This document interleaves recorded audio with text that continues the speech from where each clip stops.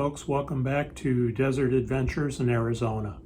If you've been following my channel for a while, you know that I have a drone and I've been taking some interesting footage with it and adding it to my channel. Today I got my UAS card in the mail. I've had a temporary certificate since May, but now I'm fully certified with a number assigned by the FAA. So if you're not in the States, the FAA basically regulates the airspace that we fly in as drone pilots. And so any drone that you're flying for your YouTube channel and sometimes for Facebook requires a commercial Part 107 drone license.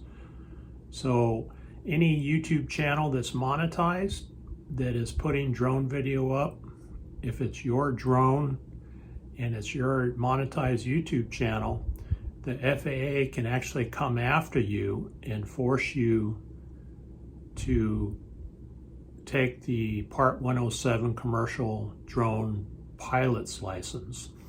And that's what I did just to stay out of trouble.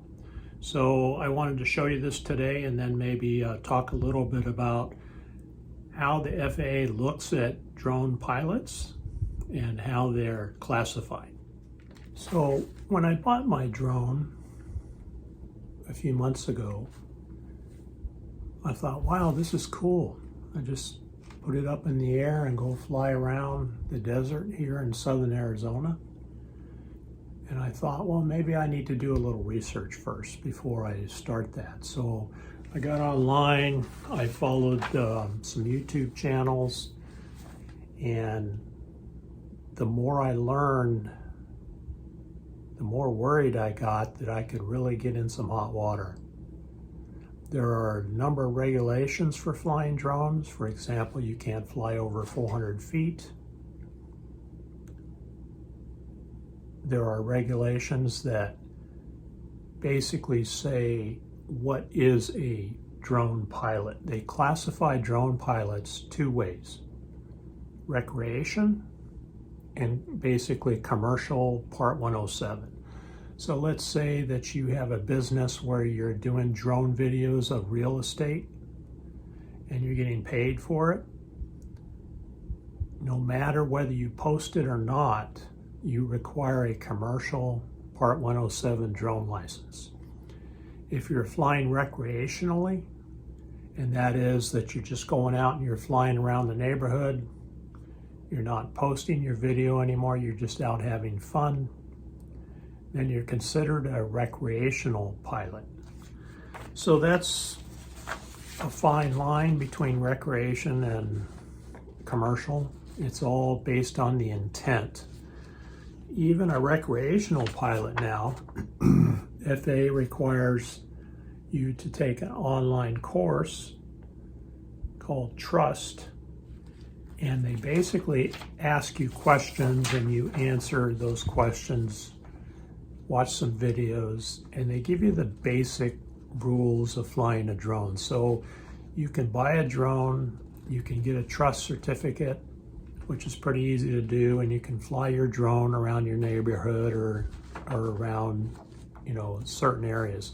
Now there are a couple of apps that you need to make sure that you're not flying in restricted airspace, and we'll get into that in another video later on.